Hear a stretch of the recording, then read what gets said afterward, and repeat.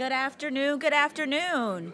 It is so wonderful to see you all here as we all come together. Thank you for being here. And welcome to the Gerald R. Ford School of Public Policy, for those of you for whom this is your first time being with us. We also want to extend a warm welcome to everyone watching via live stream at this event. So I am Celeste Watkins-Hayes. I'm the Joan and Sanford Weill Dean of the Gerald R. Ford School of Public Policy. And today we are happy to welcome former Michigan State Senators Tonya Schuitmaker and Rebekah Warren, as well as former Democratic and Republican Party chairs, respectively, Mark Brewer and our own public policy lecturer, Rusty Hills.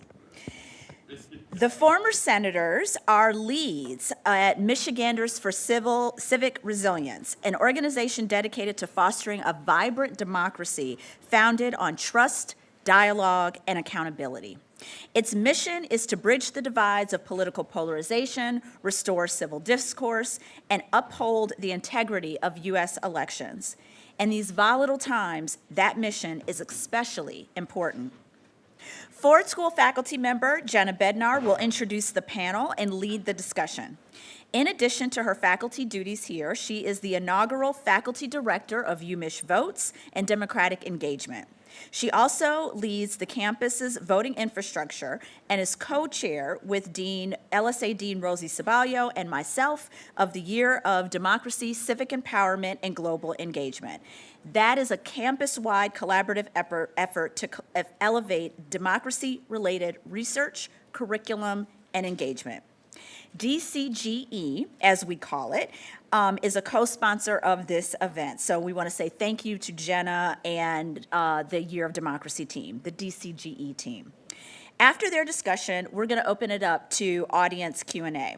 For questions in the room, please use the QR code on the orange cards around the room. If you're watching online, the question link can be accessed on the event page or in the event description on YouTube, LinkedIn, or Facebook. At the end of the discussion, we invite you to join us in the Becky Blank Great Hall for a reception, generously supplied, thank you so much, for Michiganders for Civic Resilience. And with that, let us give a warm Ford School welcome to this wonderful panel.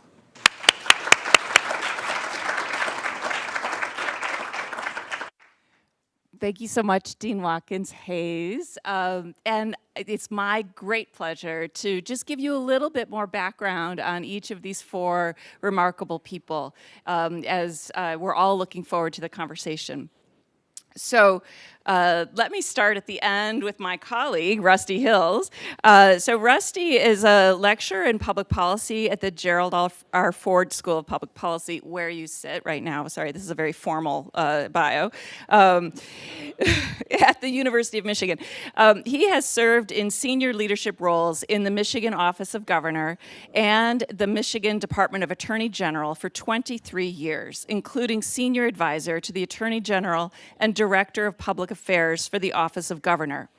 Hills was elected unanimously to serve as chair of the Michigan Republican Party in 2000 and again in 2001. So unanimous agreement is a pretty remarkable thing, and we're so lucky to have him here at Ford.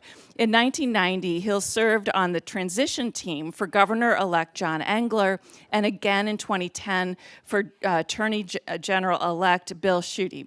He has attended 8 national conventions as a delegate or speechwriter. Prior to government, public service, and politics, Hills worked as a reporter and anchorman for CBS and NBC television affiliates in Lansing, Jackson, and Flint, Michigan. So welcome. Thank you very much. So I'm trying to get these in order. Let me find, where are you, Rebekah? Next to Rusty is Rebekah Warren. Rebekah Warren served in the Michigan legislature as a state representative and a state senator from 2007 to 2020, representing Ann Arbor and parts of Washtenaw County. Known for her ability to reach across the aisle and negotiate, Rebekah consistently found a way to pass critical legislation without compromising her values.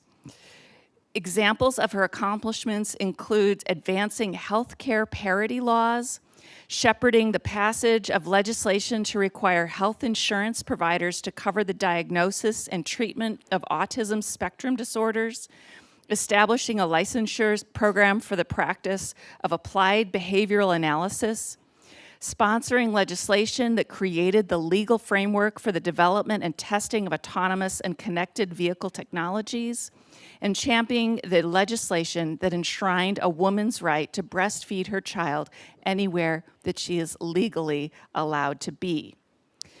During her time in the House, she shepherded ratification of the Great Lakes Basin Water Resources Compact, landmark water protection legislation that effectively banned the diversion of water from outside the basin.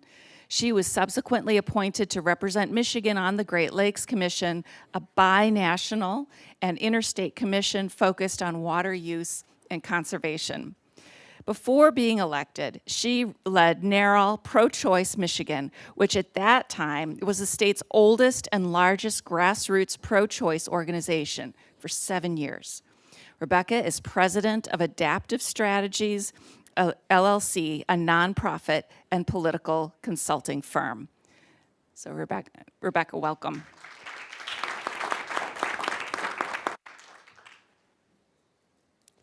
Tonya Schuitmaker. Tonya Schuitmaker served in the Michigan Senate from 2010 to 2018 and was chosen by colleagues to serve as the Senate's president pro tempore, the second woman to hold the position. She served on the Senate Appropriations Committee and as a chairperson of the Appropriations Subcommittee on Higher Education. She was also a member of the Senate's Judiciary and Energy and Technology Committees. She is a practicing attorney at Schuitmaker, Moratis Law in Papaw, Michigan. She is also co-director of the Michigan Political Leadership Program at Michigan State University. She served as president of the Van Buren County Bar Association, the Van Buren County Republican Women, and as vice chair for Van Buren County Republicans. Schuitmaker was named a 2014 Aspen Institute Rodale Public Leadership Fellow. That is so awesome. She is currently a community board member for Sturgis Bank and Trust Company. So welcome, Tonya. And finally, immediately to my left is Mark Brewer. So Mark Brewer, an attorney at Goodman Acker PC, was elected chair of the Michigan Democratic Party, MDP, a position he held until 2013. It doesn't say when you were elected. 1995. Okay. I mean, that's, if it had been 2012, that would have been a different kind of bio. 1995 to 2013 is pretty amazing, making the longest tenure in MDP history. Concurrently, he served as a member of the Democratic National Committee, DNC, from 1995 to 2013. There are the dates.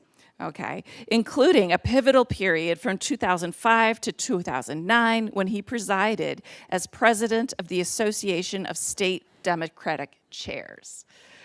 His legal career began by clerking for a judge of the Fifth U.S. Circuit Court of Appeals, and later for Michigan Supreme Court Justice Charles Levin.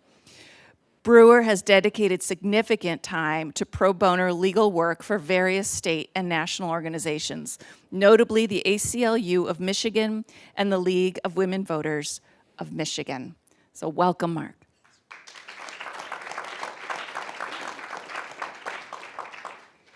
So each panelist is going to speak for a few minutes, and I believe Tonya's going to kick us off.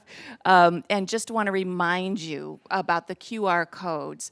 My colleague Daniel Rivkin is keeping an eye on all of the questions that are coming in, and will be reading and asking those questions on your behalf after these remarks. Well, thank you very much. Thank you, Jenna. Thank you, Dean and Daniel, for inviting me here today. And thank you all for coming out. You give me hope because we are a society that some might say that we're divided, but I think that we share more in common with our common values and can come together and have civil discourse. And that's really the purpose of why Rebekah and I do what we do in terms of Michiganders for Civic Resilience. To give you a bit about my background is I grew up on a small farm in Southwest Michigan. I've been pretty much a Republican, hard work, out picking asparagus growing up as a child. And my mom was a social worker. And she always said, make the world a better place. And so I have always, that has kind of driven me. I was an attorney in private practice. I also had another pivotal moment being an attorney is that I always felt that when you go into court, you argue your case. And that's kind of how we are in our wonderful democratic society in terms of ideas. That's how the framers wanted our society to be, is to be a nation of free ideas. They didn't want us having violence in our society.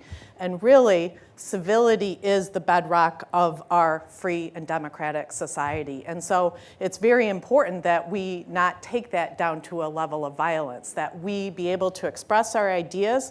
We go into court or the court of public opinion and really argue those ideas and then come out as friends. And I'm sure my fellow bar member over here will say that. You walk out friends at the end of the day. You may argue, you might have difference of opinions. Nobody's gonna agree with each other. And so anyway, then fast forward, I served in the legislature. I worked with my good friend Rebekah, or Senator Warren here. And we actually had people were amazed because I'm a right conservative Republican. She's a left Democrat.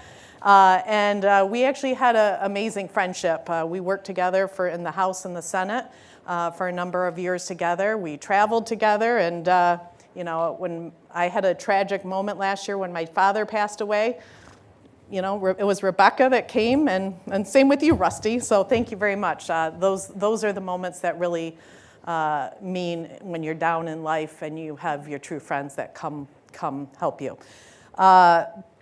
About a year ago, I was kind of in my living room talking, and I got a call from the Carter Center. Me being a right Republican, I was floored when the Carter Center approached me and asked if I wanted to start this organization, Michiganders for Civic Resilience, which really talks about civil discourse and then safe and secure elections and other common values that we share. And so that was right up my alley. And so I said yes. I said on one condition, that we partner with the Ford Foundation.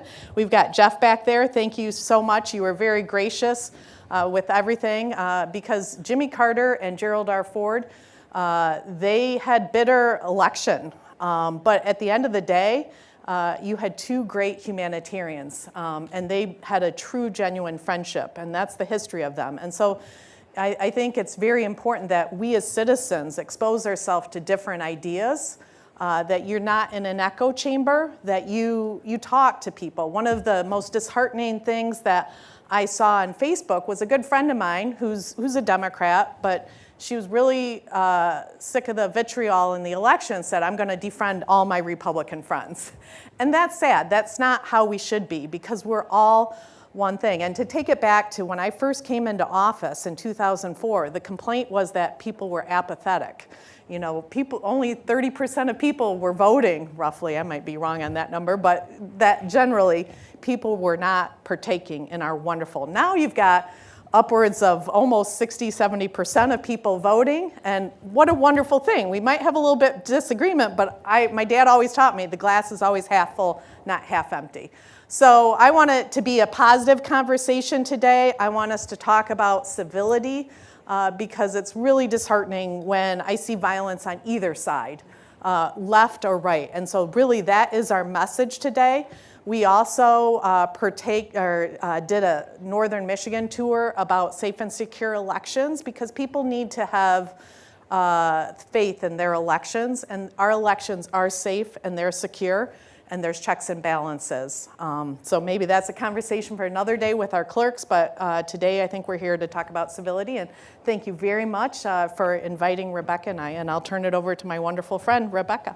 Thank you. Well, thank you, Tonya, and absolutely echo the thank you for the invitation. It is always a pleasure to be here. I am a U of M alum myself and live just down the street, so it's always easy to get back here, so it's good to be home. and to be part of this conversation. And about a year after Tonya got that phone call asking her to be part of this organization, she reached out to me and said, one of the things that the Carter Center has done in building this group of state-based organizations, which were part of a network that they call the Civic Resilience Network. They're working in a handful of states. Every state is purposely cross-partisan, led by a state right-leaning lead and a left-leaning lead. And the person that she'd been working with for the last year was moving on, and she said, we thought of you and want to invite you to come and work with us on this work. And as she said, we had served together in the legislature for 12 years. We are friends, and of course I would take a look at anything that she would say, this is a good opportunity, you should consider doing this work with me. But when I looked at the goals that this network is seeking to achieve, it felt like the thing that I personally needed so much in this moment, to feel like I was helping contribute to a conversation about how do we help amplify those values that Senator Schuitmaker talked about, that we all share, our common Michigan values, our common American values. Get back to that place where we listen to each other, where we disagree without being disagreeable, not as a platitude, but as really interested in how people come to their thoughts and their values and the things that they're doing in the community.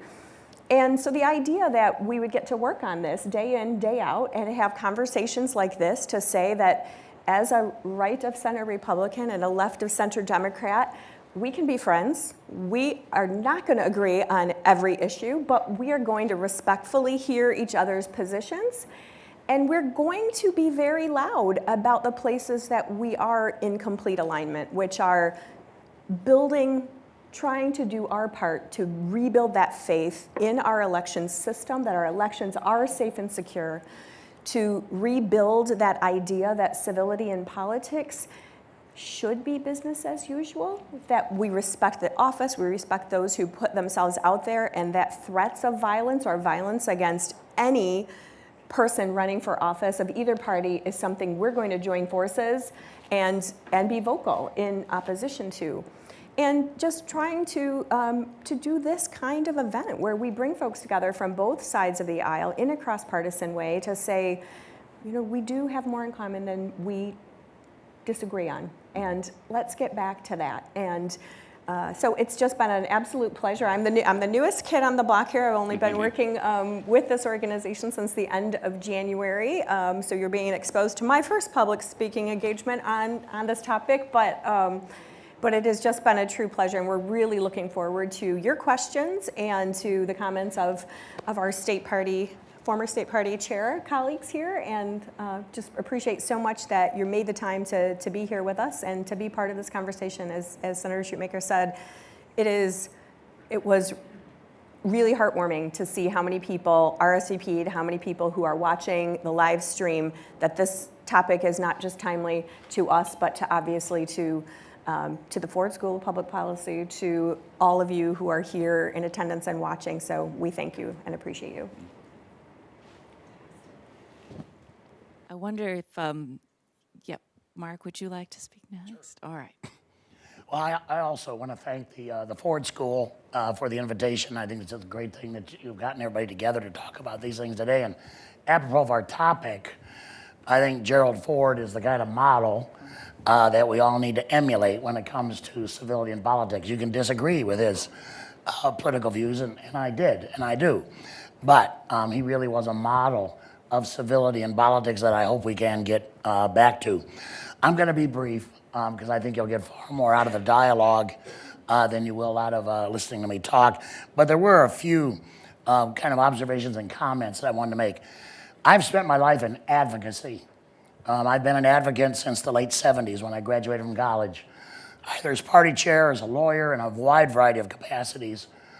And I have personally tried never to demonize or dehumanize the opposition. I've had a lot of vigorous debates in the courtroom with my friend Rusty and his colleagues, but I always tried to, I didn't always succeed, I acknowledge, to not personalize that, not demonize that, not attack another person as a person, to respect their views, even though you may disagree with them. I've tried to adhere to that, and I think unfortunately we've gotten away from that way too much. Our politics has descended into a very bad place because of the dehumanization, the demonization that now goes on. We become tribes where it's not just that Rusty and I may disagree on politics, it's somehow we're enemies. That's not the way politics should work. It's not the way a civilized country should work. But we've gone down this very bad place. I think there's lots of causes of this. Some of it can be overwhelming. I think the online world is a significant contributor to this dehumanization, this lack of civilization in our politics. I think the pandemic exacerbated the isolation we all feel. Dan and I were talking about this before the event started. We need to have more events where people are there face to face with each other, interacting as people. In my experience, it's much harder to demonize and to hate somebody if you know them face to face. Online, you're anonymous, right? You can say whatever you want, and people do, as you know, and you get away with it, right? Because you're in the void, you're in that great empty space there. And then there are demagogues in our society that take advantage of this. They play to the hate, they play to the dehumanization, they play to people feeling like victims, and they just make the whole situation worse. These are enormous problems. I applaud people like the two senators here who are working on these problems.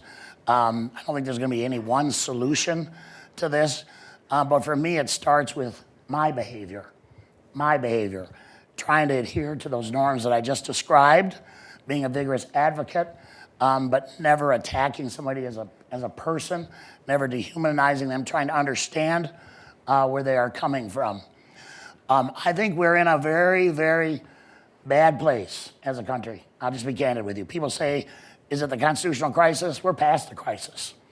We're in a situation now, certainly in terms of the rule of law in this country, where the question is, will we go back to where we were? We are losing the rule of law in this country. People can be snatched off the streets, treated as hostile enemies of the state, and deported without due process. And that's just a symptom of our problems. We embarked a couple hundred years ago on a great experiment here. Can a multiracial democracy succeed? We've had close calls. The Civil War being most prominent. There have been others, but I think we're in the midst of another big challenge to whether we can succeed as a multiracial democracy and all get along. Nobody's going anywhere. People I don't like, people I disagree with, they're not leaving, and I'm not leaving either. So we've got to figure out a way to get along. Well, I guess it's my turn, and I'm batting cleanup here, and then we'll turn it over. First of all, I want to thank Dean and Jenna for inviting me and for bringing all these distinguished panelists here to talk about this. I think we all know what the problem is. I don't need to go over that. I would just offer two observations. Everybody here knows it's St. Joseph's feast day, and for those of you familiar with the New Testament, he never says anything. He listens, and that's sort of a good example for a lot of us. I think we all do a lot of talking. I think it might benefit sometimes if we did a little more listening, particularly to those people that we don't always agree with, and just try to be quiet for a minute and hear what is somebody saying, what's the point of view, or what's behind this. Let me see if I can get to the root of what's being said here. Let's see if we can find a solution to the problem.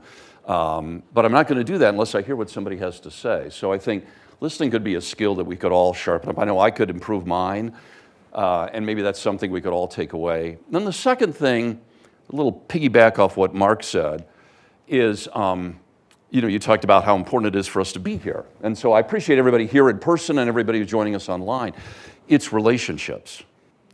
And so as you mentioned, Jenna, in your introduction, I've had the pleasure of working in government for a governor, for attorneys general. And I will tell you, and you know this because you both worked in the legislature. When I worked with John Engler, we were trying to get Proposal A passed. We were having a hard time at the end. Governor knew how to play hardball, as you well know. But he picked up the phone and we called Jackie Vaughn, who was a Democrat senator from Detroit, and we called Lana Pollock, who I think was your predecessor as a senator here in Ann Arbor.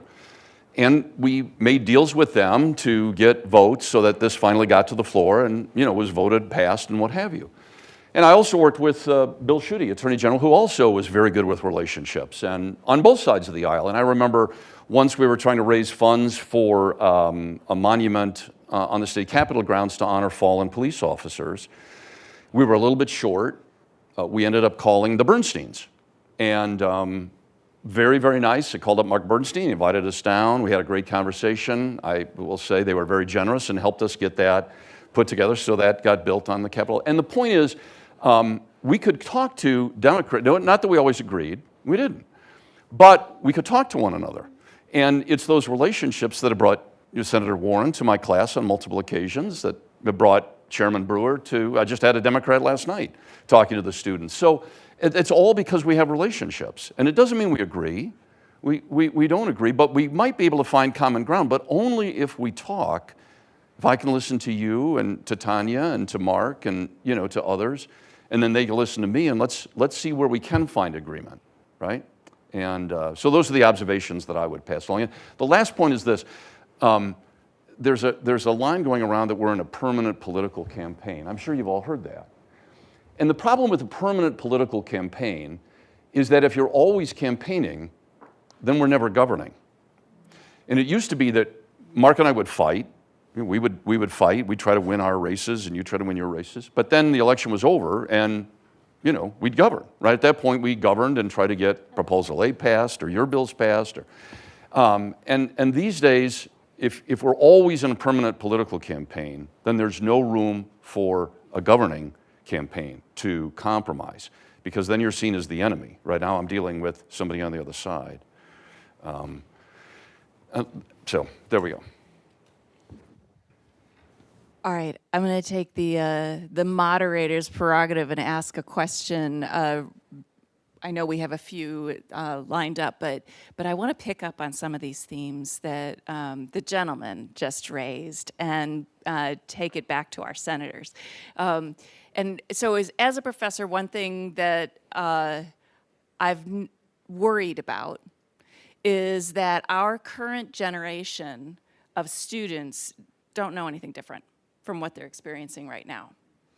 And first, the fact that the four of you agreed to come here, the work that you are doing, like you're really putting in the effort, and the way you've just described this, of the importance of being human first, the importance of building relationships, right?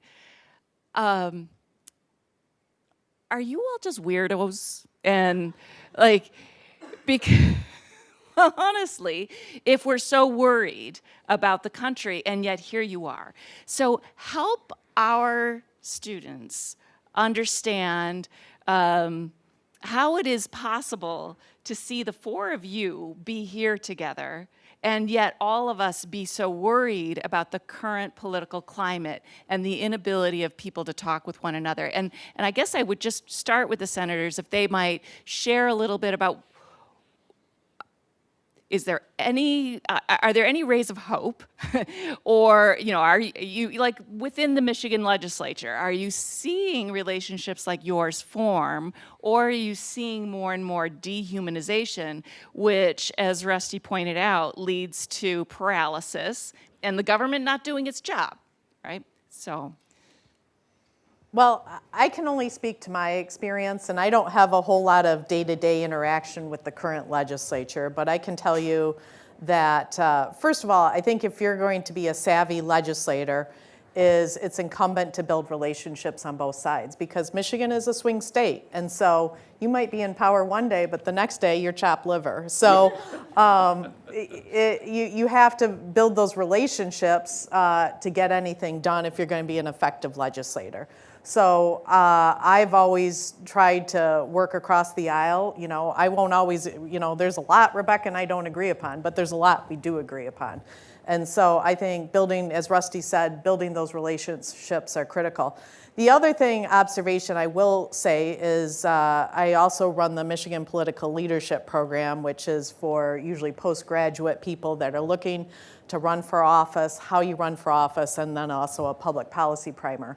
And I'm happy to say I've got two of my former students here, and it's amazing. We specifically do 6 Republican men, 6 Republican women, 6 Democrat women, and 6 Democrat men. Sometimes we get some independents that in there too, but usually somebody leans one way or the other. So, but we purposely get a very diverse group of people, not only in ethnicity, but also in thought process, so that they do, and they come in and they're like thinking their first class, like, I don't think I agree with anyone. I don't know. But by the end, it's after spending, every month together for a weekend, they really truly build friendships. And I saw Stacy go up to Suzette, give her a big hug. I'm sure that they don't have a whole lot in common, but here they are embracing each other. And so back to relationships. It is all about relationships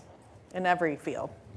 Rebekah? Yeah, I agree, and we all have little fun, I guess, stories and anecdotes. And so, as Tonya said, we're a swing state, and in the 12 years that we served together, I came in, got elected in 2006, and Democrats regained control of the House for the first time in a number of years. And so for 4 years, we served together, and my party was in the majority. And when we went over to the Senate together, her party was in the majority. So we really experienced in a short period of time that difference of being committee chair versus committee vice chair. And a story that I like to tell is you heard in my bio, worked on water issues a lot, was named the chair of the Great Lakes and Environment Committee.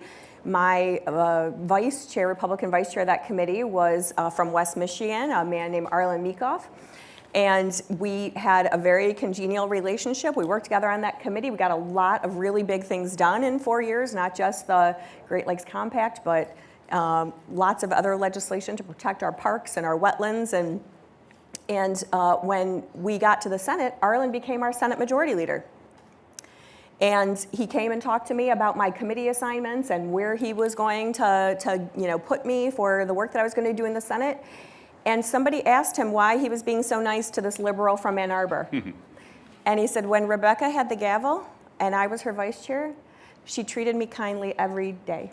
She let our amendments get heard. She let us make our points. Now, we were clear, I had the gavel, and there were times I'm sorry, I've got to get this bill out of committee today. The speaker wants it. I'm going to have to roll yell, but you say what you want to say, and then we're going to vote. And I can count, so I've got my votes lined up. But I didn't treat him that way because I had a crystal ball and could see somewhere down the line he might be my Senate Majority Leader and be able to make, these decisions about my political future.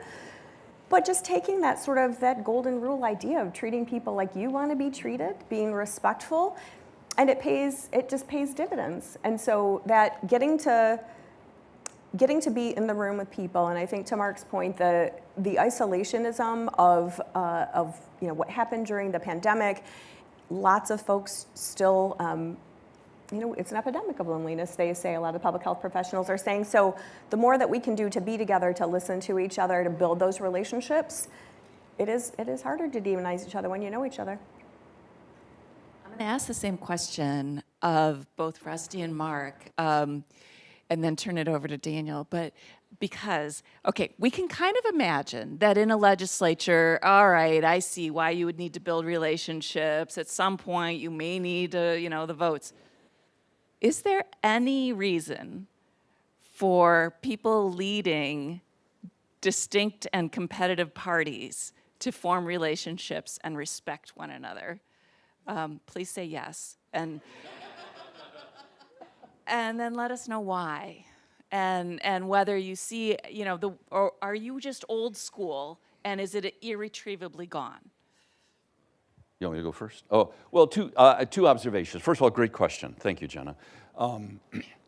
To that point, so Mark was Democratic Party chair during the time that I served as Republican Party chair, and I thought we fought each other toe-to-toe pretty well during that period of time. And, I won some and lost some, and you won some and lost some. But I forgot to mention that Mark and I actually cooperated on something, and it was right after the terrible events of 9/11.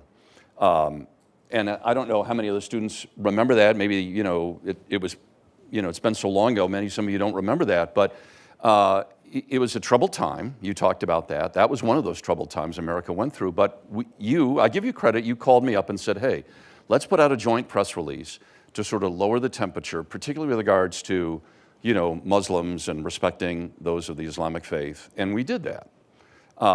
And we were able to put that joint release out together, again, to try to lower the temperature, right, and to try and let's deal with this rationally, sanely, coolly. The other example that I want to give is, so I was campaign manager for Bill Schuette in 2010 when he ran for Attorney General, and we were successful and won the election against David Layton, who's the Genesee County prosecutor, still to this day. Later, we were the ones that brought the investigation into the Flint water crisis.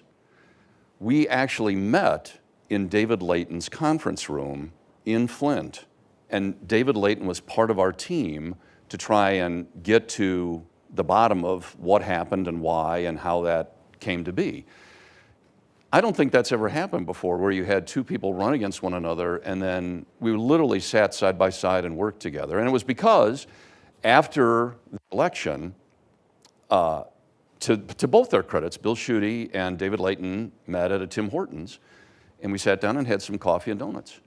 And ever since then, we were able to work on issues. Now, David Layton is still, a card-carrying member of the Democratic Party, right? And has a lot of disagreements with me and with Bill and the Republicans. That's fine. But when we thought we could come together to solve a problem, and the Flint water crisis was a problem, we were able to sit down together and roll up our sleeves and work on that. So it can be done. Yeah, I want to take this in a little different direction. Look, I don't think any society and any democracy can function. You can't make rules for everything, right? You can't have a detailed constitution and all the laws you all want. In the end, it's about norms and human self-restraint.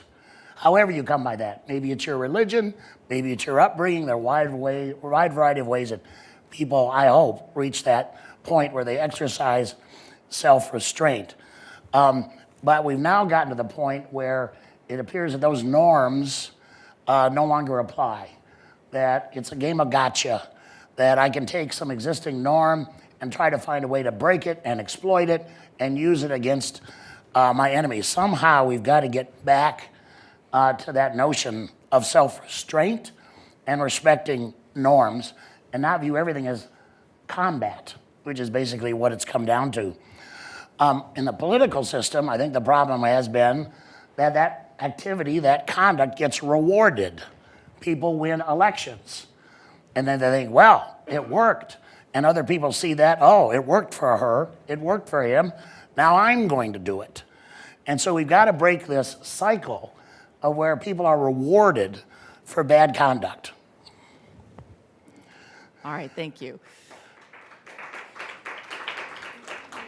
I'm going to turn, I may come back to norms because it's like absolutely my obsession right now. But I want to turn it over to Daniel to ask some of your questions. Okay, not my questions, the questions from our audience. But, and a lot have come in, and also I'll try to group them. The first is sort of more specifically about an issue. Is it possible to create equity for marginalized people and getting them the resources they need for a productive and well-meaning life without the other side shouting socialism and communism? Another question says, pick one or two issues that both sides can agree on about uplifting marginalized communities. So that's a specific issue where people don't know where to turn. Well, I'll just say this, we are so far from that right now. I mean, we are in the process of erasing American history. We are in the process of erasing the contribution of anybody of color to the history of this country. That's got to stop. And then I think we can make progress on these other things. And look, we can debate affirmative action, we can debate DEI, but it doesn't mean I think you're the devil incarnate if you don't believe in affirmative action. I'm pro-choice, but I have a lot of pro-life friends. I don't think they're bad people or evil because they disagree with me on a fundamental issue like that. So again, I think we've got to reestablish some boundaries so we can have these discussions, and then we can talk about how do we recognize the contributions of marginalized communities in this country. We're a long way from that right now. Yeah, I think you're right. We need to lower the temperature and really just debate the policy issues. So a lot of questions about what is the truth, and how do you have debates with people who don't seem to acknowledge facts? How do you facilitate those discussions? Where do you find a manner of having a discussion with them when you're dealing with two different sets of facts? Well, that's one of the things that we've been discussing. And as a legislator, for all the ballot proposals that we send out, one of the things that we could send out that I got a lot of positive comments was the pro and the con of every ballot issue. People like being educated. They like the best arguments on either side. Nobody is monolith, and there's always black and white, and sometimes it's a shade of gray on ballot proposals. And so we've been discussing how we deal with some of these issues that, some might, if you put out an article on this side, well, that's a trigger for the one side coming unglued, and if you put an article out on that side. And so that's a very good, and I think education is key in terms of presenting people, both sides of the argument. Because a lot of the issues aren't, so cut and dry, and there's good arguments on either side.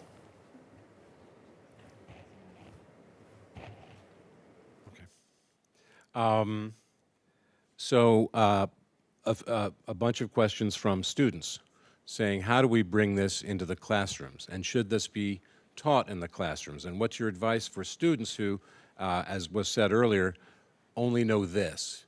What's your advice to students about how to have these discussions?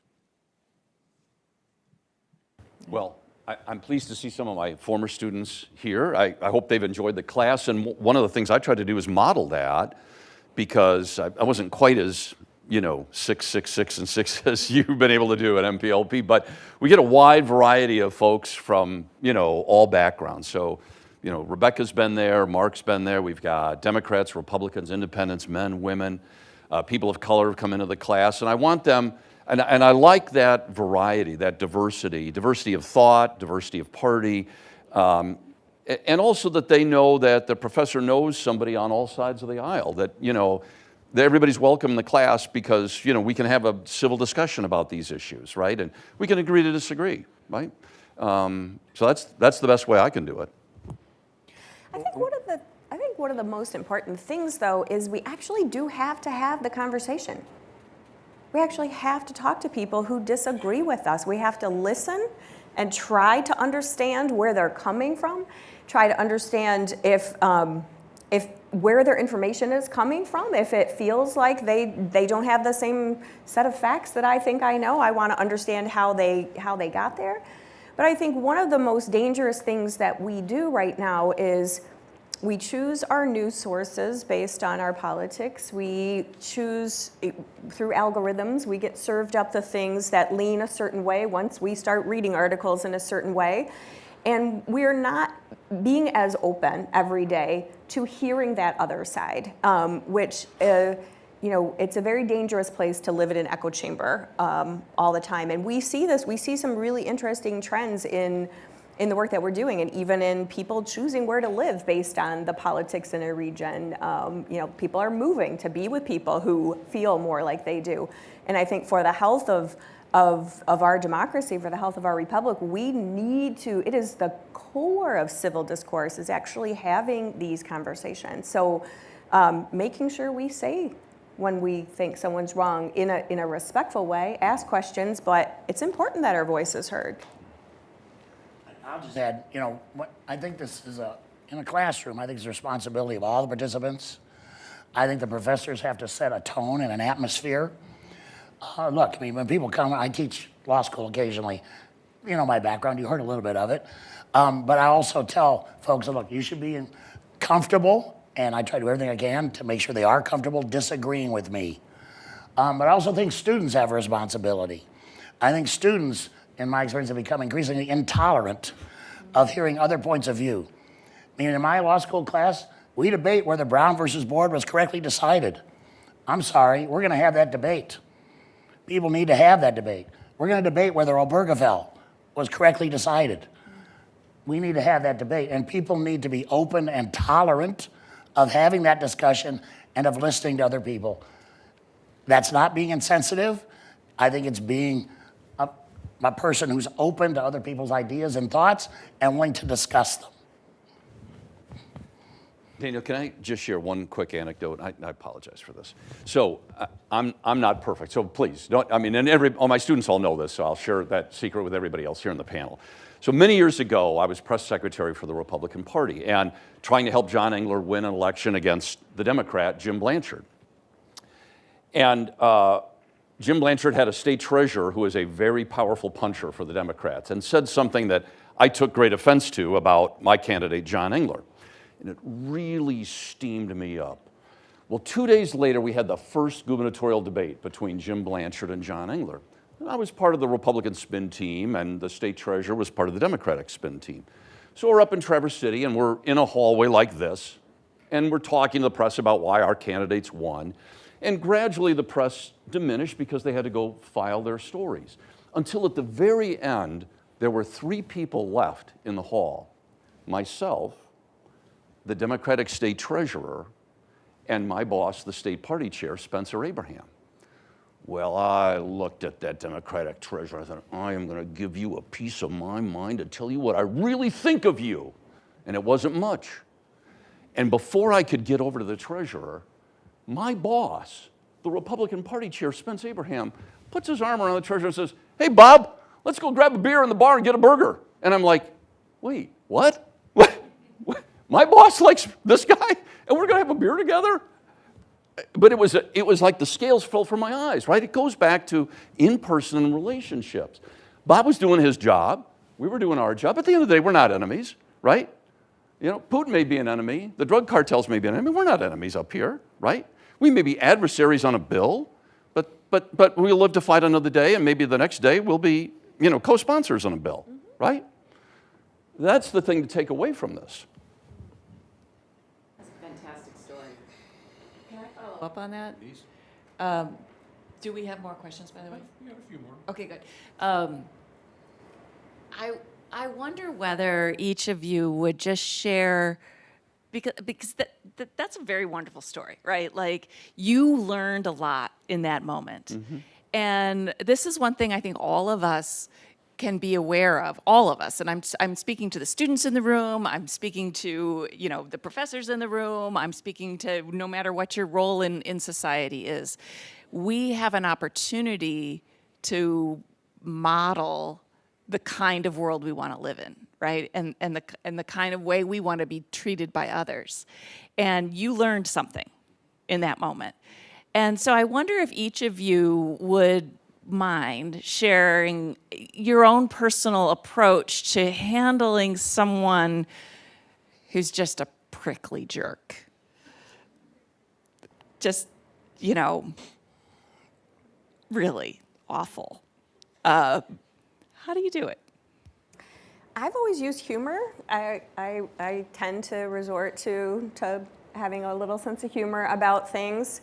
I have always done a thing that Mark alluded to as well, which is I never, ever, ever made it personal. You never would see a quote attributed to me calling one of my colleagues a name or saying that they were, you know, not intelligent or something. I might say their policy was problematic or that it had unintended or intended consequences that I didn't agree with, but I never made it personal, and I think that really helps you live to fight another day in policy making, where you have to build coalitions, because people have long memories and they do not forget when you make it personal. We know people who had bills shelved for years because they got on the wrong side of a speaker or a Senate Majority Leader or somebody. So yeah, and trying to honestly stay grounded in a couple of things. Number one, great leaders like answering questions, right? You know, if you're dealing with great leaders, if you ask them questions about what they're moving, what they're trying to move, what they're trying to get you to vote on, and they don't want to hear the questions, they get angry or get upset, you know they're either not as educated on it as they should be, or they know that they're doing something that's a little bit slippery or a little bit not right. And also that idea that keeping your grounding on why you're doing the work, right? And so I would, get up every morning, and Tonya and I in the Senate together. We were only, the entire time we served in the Senate together for 8 years, we were only a women's caucus of 4. There were 4 women. And we served nearly 270,000 constituents. And some days you get up and you're like, for 4 years I was the only woman in the Democratic caucus in the Senate. And I felt that pressure on my shoulders that I had to represent this whole section of my party, the section of my constituents, these values that were so important. And some days you just get up and you're like, oh, I gotta get back in the ring today. Like, I'm tired. I just did that yesterday, right? But keeping your eye on the prize of the work is bigger than me. It's bigger than I'm a little tired, or I have a little bit of a headache today, or I'm hangry because I haven't had a chance to have anything to eat yet. It's keeping that focus of what you're in it for, right? And when you're serving, it was for those constituents that you represented. And in the work that we're doing now, it's Tonya and I met up and had a brief chance to chat before we got here, and we're just sharing with each other how much we love that we get to work on this together and in our own way try to keep building the world that we want to live in. And that's the goal. I would agree with everything that Rebekah said. I would also, for the students in the room, say you've only got one chance, and it's your word, and your word is your gospel. And sometimes you might have friends on both sides, and you got to pick a side. There's no 50-50 button. There's a green and a red button. And so your word is your just stay true to yourself. And I also wanted to point out, we've got a former Representative Maturin here. He was my carpool buddy for a couple of years from Kalamazoo.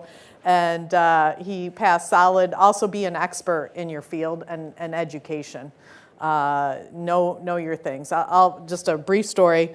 One of probably the most embarrassing things that ever happened to me, I can't even believe I'm going here, but is when I first became a legislator, we were in the middle of a government shutdown with Governor Granholm.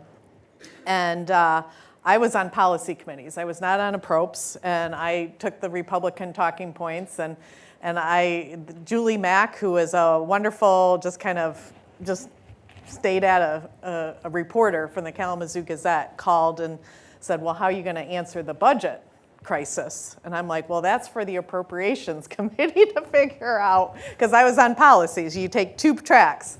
She wrote this excruciating article. I thank God to this day she never called me out personally. But from then on out, I was embarrassed at myself. I wasn't being true to my constituents, and I wasn't being true to myself. So next term, I got on appropriations, and gosh, I knew that budget inside out. I was never going to not know the answer or think it was somebody else's responsibility. And it was a good life lesson that I faced, and we all have those experiences. And so from then on out, I sat on appropriations and policy committees. So that's another learn from my mistake, be educated in everything. I think 2 points, going back to one of the points I made originally. I had a fabulous role model as a young lawyer, one of the greatest lawyers in the history of the state, who was a ferocious advocate. I mean, you would look in his eyes in a courtroom, and it was just intense. But the moment court was over, he was friendly, he was civil, talking to opposing counsel, talking to opposing witnesses, and he had that remarkable self-control and self-restraint. And I think that's one thing. The other thing that I do is I try to find a way to compliment somebody who's an opponent. Go up to them and ask them about their family, ask them about something that you're probably going to have in common, and try to find a way to make a human connection with them and diffuse the hostility. heard my story, I would just say something I tell the students in my classroom, which is, if you're not happy with where we are today, you're the answer, right? I mean, I've sort of had my chance. Things haven't quite worked out the way I might have wanted to, but you get a chance to write your story. And, you're starting out. So run for office, work on campaigns, get involved, roll up your sleeves. It's easy to criticize, right? People criticize me. They've criticized the senators. I'm sure you've heard plenty of criticism. Criticize Mark. That's the easy part. The harder part is actually to do something about it. And that's what I think is so great about the Ford School. That's why I love the Public Policy School. I know you do this, Jenna. And I'm a big believer that if you want to make a difference, you need to be the difference.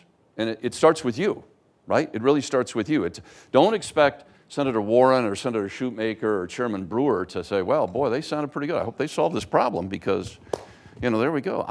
That's not going to do it, right? I mean, everybody here is doing their job, but it's going to take a lot more people rolling up their sleeves to change this. And if we don't change it, who is going to change it? If it isn't the Ford School, if it isn't the people here, who's going to make that difference? We can't offload this and say, boy, I hope somebody solves that problem. Man, it's a mess. Nothing is civil. Well, I'm going to go cheer the Lions on now. We can't do that. We can't do that. We've got some skin in the game. We need to do something about it. I want to pick up on that, and I want to take us back. I'm going to use it as a way of taking us back to something that you brought up, Mark, which is norms, democratic norms, and you've mentioned self-restraint a few times. So, and actually, I want to take us back to something that Tonya mentioned about the way, all the work that she was doing in the fall. We were worried, and I will say this on behalf of those of us who are organizing the voting infrastructure on campus, a lot of our preparation was the day after, right? Like, what happens if there's some challenge to the electoral outcome? We were very confident, and I actually loved being a tiny bit on the inside, getting to know our tremendous city clerk, Jackie Boudry, amazing, but also just the transparency and the integrity of the system, totally confident. But that doesn't mean that the voting public was going to, or the elite, were going to feel confident. So we were doing the same thing, like really getting ready, trying to defend the integrity of our institutions. Then it was crickets. It was quiet. Things were fine, and it turned into now defending our democratic norms. So that feels to me like a very different kind of problem. If you feel comfortable sharing it, if you could say, what does the phrase democratic norms mean to you? Like, what is something that comes to mind? For example, self-restraint. Or if we're talking about rule of law, what kind of element of rule of law is on your mind right now? And then, and see, this is, I'm a tough professor. I've got a two-parter question. So norms are defended by the public, by us. This is not someone else is going to come in and solve it. Norms are in our hands. So what would you say as a message of, here's something you can do to defend these norms? Or this is why it's so important for the ordinary citizen, which is, almost all of us, to uphold these norms? Well, I would say civility. Civility is key. There's arguments on both sides, usually on an issue. Then you get in the human element. I'm very pro-life, but I also, I have not walked through the footsteps of somebody who's been raped or had incest too. There's also the human component. You have the rule of law, but you also have then the very human component of everything. And so then the advice would be? Well, the advice is going back, be educated on your arguments. Know the Constitution, follow the court cases that are going on, and to be civil. As Mark said, you don't need to, be a jerk. we're all people, we're all in this together. And our system is set up for the yin and the yang, and that's really what kind of drives public policy forward, is the yin and the yang. The three virtues that I would talk about in terms of I think a successful society and certainly a democracy, so it doesn't resort to violence. I've already mentioned self-restraint, moderation, I think in all things, and humility. Humility in the sense that you might not know everything, and your point of view on anything might be wrong. Might be wrong. So I think those are three virtues that I think we all need to practice. In terms of kind of the legal system now, what I am most worried about is the concept of due process, but I would expand that to mean fairness. Again, we can write all the laws we want. We've got a due process clause in the Constitution, but in the end, we've got to treat each other fairly. And there's no law or no Constitution that's going to force us to do that. But if we don't treat each other fairly, we see the terrible consequences that I think we're starting to see now. Just to pick up on that, and especially what you just said, I would say we can find common ground. For example, I'm pro-life. You said you are. You're pro-choice, obviously. Mark, I would assume you are too. But and we're not going to change one another, right? And that's not my goal. But I might, if I was in the Senate right now, I might be able to go to Senator Warren and say, look, I want to pass this pro-family legislation. Let's see what we can do to reduce the economic disparities for poor women that might drive them to seek an abortion. Maybe there's a way you and I could find some common ground here. You'll still be pro-choice, I'll still be pro-life, but we may be able to help women in need who might make a different choice if they weren't forced by economic circumstances to feel they had to abort a child. So maybe we could come to some deal with their pro-family piece of legislation. There's common ground. Like right now, there's this huge battle going on about DOGE, right? Anybody who's here has heard about this fight, Department of Government Efficiency. Well, I've been in government. Believe me, there's plenty to reform in government. And anybody who's been in government has ideas. Now, yours may be different than mine, but like in the federal government, we can't even get computers to talk to one another. So can there be some good faith reform to improve state or federal government? Of course. And I bet I could work with Mark or Senator Warren to come to some way to make things more efficient and better. So there may be some common ground if we approach it rationally there, right? As opposed to some willy-nilly cutting of people and programs and this, that, and the other thing. That's all I'd say. Let's find some common ground. Let's look for some common ground, even if we may be on opposite sides of the aisle.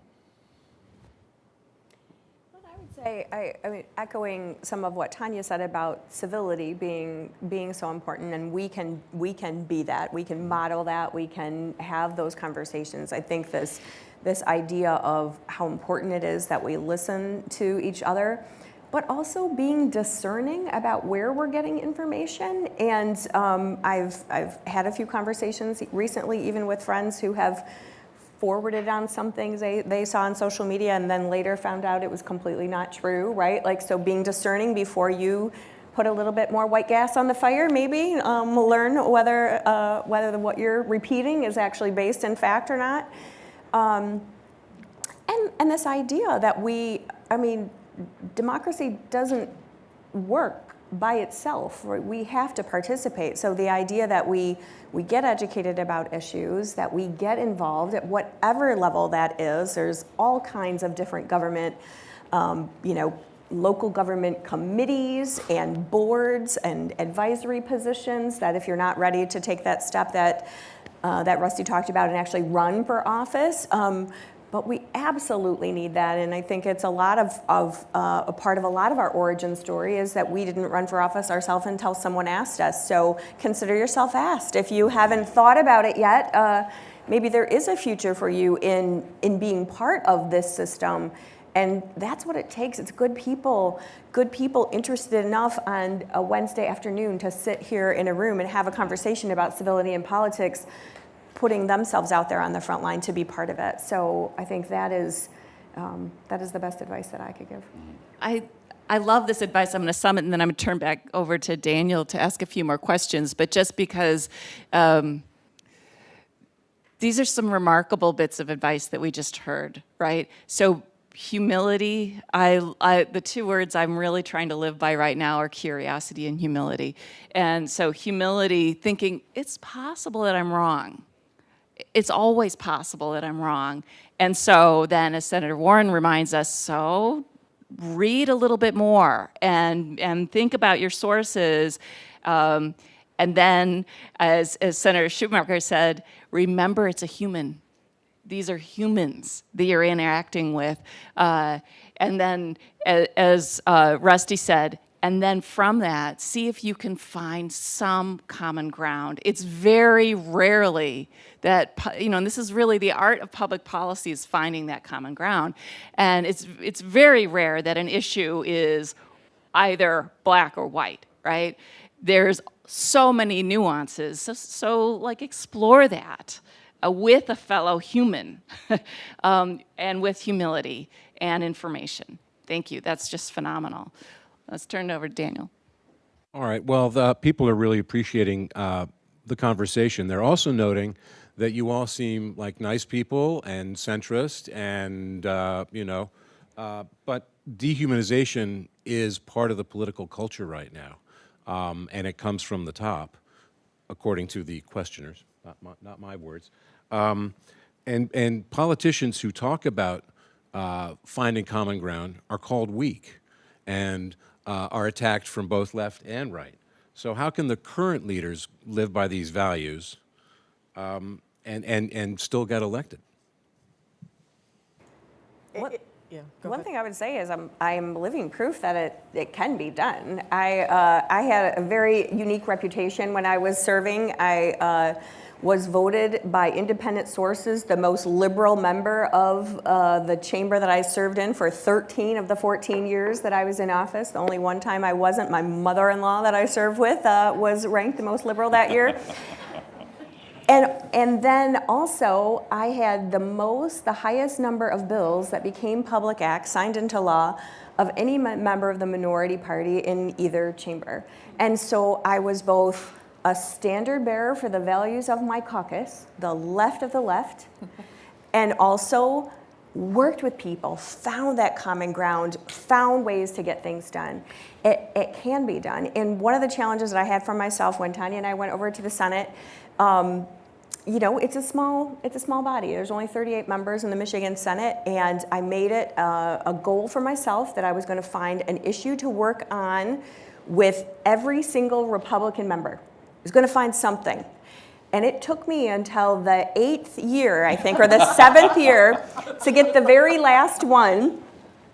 And it was Dave Robertson, our colleague from Genesee County. He and I just could not find anything to work on together. And this is how granular you have to get sometimes. He wanted to work on basically like unarmed combat issues, mixed martial arts, like boxing, this kind of. And he was coming at it from a perspective that he wanted to have professional sports. He wanted to build up an amateur area so we could get professional sports. And I cared about things like, do we have physicians at the sidelines if people are going to engage in this kind of activity? Can we make sure there's medical care there? And as women are more engaged in this, can we make sure there's some protections around that? So it took until 7 years in the Senate, but I finally found a package of bills that I could work with him on because there was something I cared about and something he cared about. So it can be done. Unarmed combat. That does not sound weak. It does not. This is a very provocative question, so I'd love to hear from everyone. Well, look, people at the top only succeed in that if the rest of us allow it, right? And I'm not just talking about Democrats or Republicans or the president. There have been demagogues on all sides of the aisle. In the Detroit area and Michigan's had a lot of them. If we allow it to succeed, that's when it succeeds. If we allow people to take advantage and sow hate and division and so forth. And so you got to stand up. People just really got to stand up and be counted. On your other point about what happens to those people who dare to stand up, I think it goes back to something all of us have touched on. Look, I come from a very competitive county. My mentor in politics, David Bonnier, was accused by Ronald Reagan of basically being a communist sympathizer. He was called Commandante Bonnier, right? I won't go into the 80s history. But how did he get reelected time after time after time again? By doing, even though he was doing incredibly progressive things in Washington, he was from the community. He knew the community. He walked door to door incessantly. People knew him. And they said, well, Reagan may call him Commandante Bonnier. I call him my friend. And I'm going to vote for him. I don't care what Ronald Reagan thinks of him. So again, it goes back to these human relationships and the willingness to work. And you can insulate yourself from those kinds of demagogic attacks by being part of a community and representing them and knowing them. Not just coming to see them at election time, and these two know that. You got to do it full time. Not that you're campaigning full time, but you are building relationships and representing your constituents all year round. If you want to comment to that point, I would simply say I think too often people confuse performance for results, and strength is viewed as who can yell the loudest, who can type something in caps on Facebook or Twitter, and that's different from results. John Engler, who I worked with, delivered a lot of results, and that's why we won, because I think people felt like, well, he did what he said he would do. Mike Duggan, who's a Democrat in Detroit, gets reelected because I think he gets results, not because he's the loudest, not because John Engler is on Facebook or Twitter, but I think that's real strength, is people that get results, that can actually move the football down the field and get stuff done. And there was one other point I wanted to make, and it's slipped my mind, but I will just stick with that for now. I can't believe it's March and you keep going to the Lions and football. There's basketball on right now, Rusty. Sorry. I was just going to bring up what Chuck Schumer, and I've been no fan of Chuck Schumer in terms of his politics, but he voted not to shut down the government and things that they had complained that Republicans did, and now he did to keep the government going, and Republicans kind of have it on the same end too when they voted to keep the government going. And by golly, I want that debt to go down and want government spending to go down as a conservative Republican, but I also can understand people that want to keep the government functioning too. So, back to Rusty's point about governing, and it's kind of been, we're getting in these echo chambers where it's, it's hell hath no fury. So on either, within, it's not only Republicans, Democrats, but it's Democrat and Republican on Republican. I remember the point, if I could just interrupt real briefly. Here's another story for everyone here. So, again, when I worked for Spence Abraham with the Michigan Republican Party, we brought in Ronald Reagan as our keynote speaker for the Senate Republican dinner where John Engler was about to launch his campaign. They asked me to write the speech for the president, which I was more than happy to do. When Reagan came to Michigan, he read the speech that I had written with two exceptions. He took out every personal reference I made to the governor, the Democratic governor, Jim Blanchard, and he took out every reference I made to the Democratic senator, Carl Levin, who were both up that year. He read the rest of the speech the way it was written, but he never took a shot at anyone by name. And I've always remembered that and told that to my students. And no one would think Reagan is weak, right? Nobody, Democrat or Republican, no one thinks Reagan is weak, but he would not take personal shots in that speech. So let that be a lesson to us.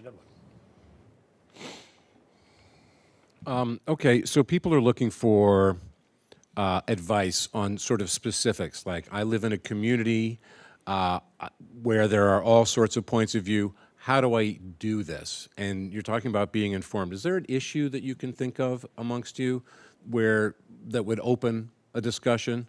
Because people are there are a bunch of questions here saying, how do I do this? What do I do? What can I talk about? Mm-hmm. For civility, you mean? Is that? To start these conversations. Oh, okay. I think people care about where they work, play, and live. And I think if you keep it to the kitchen table, issues that everyone cares about, we may have differences of how we get there, but we all want a great community with a good environment that's not polluted, that we can send our kids out to and they can play. The streets are safe. We all want that. I think it should be something positive that people can rally around. And one of the things that we do in my neck of the woods in Macomb County, we do a cleanup of the riverbank every year, and it's open. And we have Democrats, Republicans, Independents, nonpartisan show up, right? Because it's something we can all work on, and it's a positive project. So I would urge those questioners to think about something positive they can do in their community with others that doesn't involve partisanship. And that's a start toward rebuilding trust and civility, I think. That's a great idea. I think also just starting to, it's like any muscle. When you start working out for the first time in a while, you have to stretch it and get it warmed up. I think starting to have these kinds of conversations wherever we already are, with our families, with our friends, with our sororities or fraternities, with our, the folks in our churches and our synagogues, like being able to take these two values that you've been talking about being front and center of curiosity and humility, trying to understand what is motivating somebody who has an opinion that's different than yours, and show that it's okay, that we can model that it's okay to have a conversation where we don't agree, but we still like each other, we still respect each other, we can continue the conversation. I think the more familiar we get with it, the easier it will be to do it on those more contentious issues that are facing our country. I agree. If we could find something to make, like you said, find some way to make a difference, a positive difference, a difference in your community, fixing up a playground, for example, or whatever the case might be, and you get to know someone, then you build these relationships, then it becomes, then the defense shields come down a little bit, right? Then Mark's not such a bad guy. Rebekah's not such a bad gal. Maybe, we worked on that. Maybe we can work on something else that'll make our community better. How's the list look? Well, I could throw a couple more out. I'm just thinking maybe one or two more questions. Yeah, okay. So back to some of the comments at the beginning that we look at President Ford and President Carter. What era of history, put on your history caps, when did we have a great amount of discourse that led to good things, and how do we make that historical example relevant for today, that people can look back and see a time when people accomplished things across the aisle? And it might be within state history or even more local, just saying. Well, I think what your students should do is to go back and look at the debate between Jimmy Carter and Gerald Ford. They referred to each other as my distinguished opponent. We need to get back to that place where it's not personal, and to talk about the issues facing our great country and our great state, and to go back there. I think a model in Michigan history would have been the 1970s, when Michigan was governed by a Republican governor, Governor Milliken, but there were strong Democratic majorities in the legislature, and they accomplished an enormous amount together. Our civil rights law dates to the 1970s. Our consumer protection laws date to the 1970s, and so many other things that they found common ground on and worked together.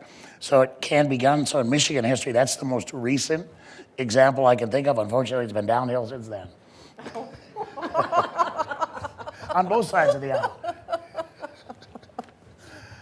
So, again, a short story, if you'll indulge me. So, when I was at Michigan Republicans, I was working for Spence. We had a terrible mess on our hands, and we were trying to resolve it. And I happened to be with Spence, my boss that day. I was the driver, and he decided he was going to go meet former Governor Romney, who had a house in Oakland County. So it was my purpose to drive. I think we were at the Economic Club that day, so I drove up from Detroit to Oakland. And, I'm a staffer, so we walk in the house, and I know what my job is, kind of, sit over here while the bigwigs talk. And immediately, I think Mrs. Romney, Lenore, opened the door, and then immediately the former governor, George Romney, says, "Come on in." So it was a fairly modest house. We walked down this little hall to a conference room, very small at the end, and we all sit down.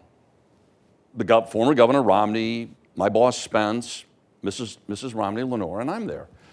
And we sat for maybe 2 minutes, and George Romney gets up. And God forgive me, I just thought, well, he's older, maybe he needed to go to the bathroom, because that happens to me now, right? So he's gone, and we're making small talk, just a bunch of us waiting for him to come back, because here's the reason we're there, for the meeting. And when he comes back, he's got a tray, a platter, and a big pitcher of lemonade, and a bunch of cookies. And he goes to his wife, Lenore, first, then me. He doesn't know me from Adam, right? He's never met me before in his life. Come to me next, then dispense, puts them down, and then we talked about what the problem. I thought, what a great thing, right? And I remember reading, there was some protest, pro-lifers were protesting some clinic, and voices were raised, and people were shouting, and temperatures rising. It was just getting to be a very ugly scene. And in the midst of this, someone showed up, plopped down a card table with a pot of coffee and donuts. Just immediately lowered the temperature. That doesn't always work, but it's not a bad start, right? If we can just sort of lower the temperature, bond over some food and drink, that solves a lot of it. That at least gets us at a table together, and then we can sort of go from there. That's fabulous. I am wondering if I can ask a last question. Okay. So you're all just amazingly impressive people. And we knew you were impressive from the bios, and I've had the very good chance of meeting some of you in the past, or actually I think maybe all 4 of you at some point. But there's not a person in this room who doesn't believe that each one of you loves our country after what you've shared with us over the last hour plus. And so I just want to close by asking each of you, thinking about this position, you each are in pretty impressive positions. How will you use this position over the coming year on behalf of our country? And where do you think your energy, what good do you think your energy might do for us?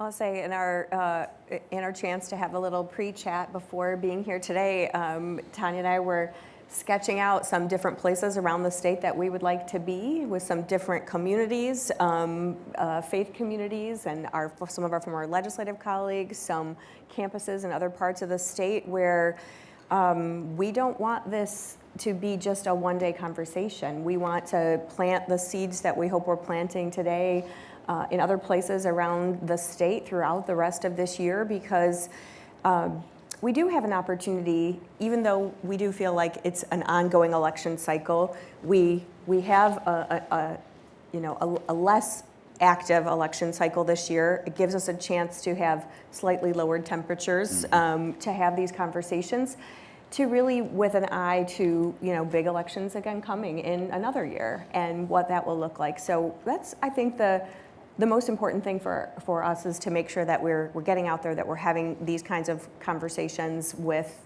folks all over this state. Yeah, I would echo. You said it great. Yeah, I think there's 3 things that I try to do. One is I think in my personal behavior, be a model, and not always successful, but I think it's important to try of the kind of civility and sort of things that we've talked about here today. One of the things that I also am continuing to work on, my party has become very intolerant. When Hillary Clinton called supporters of Donald Trump deplorable in 2016, that was horrible. It was terrible. That kind of attitude has to stop inside both parties, and my party is guilty of it as well. My party has driven pro-life people out of it. We are intolerant of anybody pro-life. We've got so many litmus tests. And so one of my missions, one of my goals inside the party is to try to make our party more tolerant and more understanding of the people we think we represent. And we do, but we don't treat them like we do. And then in my professional life, it's defending the rule of law, due process, the norms of our society, particularly here in Michigan. Well, I would hope that my students and students at the Ford School and Michigan, not just the Ford School of Public Policy, but throughout Michigan, kind of get active in politics, get active in civic life in the broader community, and make the difference that you want to see. I mean, if you're not happy with where we are, this is the generation that's going to start to change that. Be salt and be leaven in the community and be an example and model yourself. Don't just ask Senator Warren and Senator Schuitmaker and Jenna and the dean and Mark here to do it, but there's a role for everybody to play. And I think we all have unique skills and talents that we bring, different from what we have up here. We're not in the legislature anymore, but you can be, and you can sort of take the place of people up here to make this state, to make your community, to make America different and better and improve on what we've done. There's no reason why it can't be better. But it won't be better unless somebody here rolls up their sleeves and does that. And I really encourage everyone to play your part. Take a look and be honest and see what you can do. I guess I think there's something everybody can do. And if you want to continue to have that conversation, we invite you to join Michiganders for Civic Resilience. Julia, I think, is out. Where's Julia? There she is. Julia's wonderful. She keeps Rebekah and I on. Julia Pulver does so much for our organization, and you can see her about signing up, or you can go to we have a QR code down here at the bottom. So thank you. Well, please join me in thanking these 4 tremendous Americans.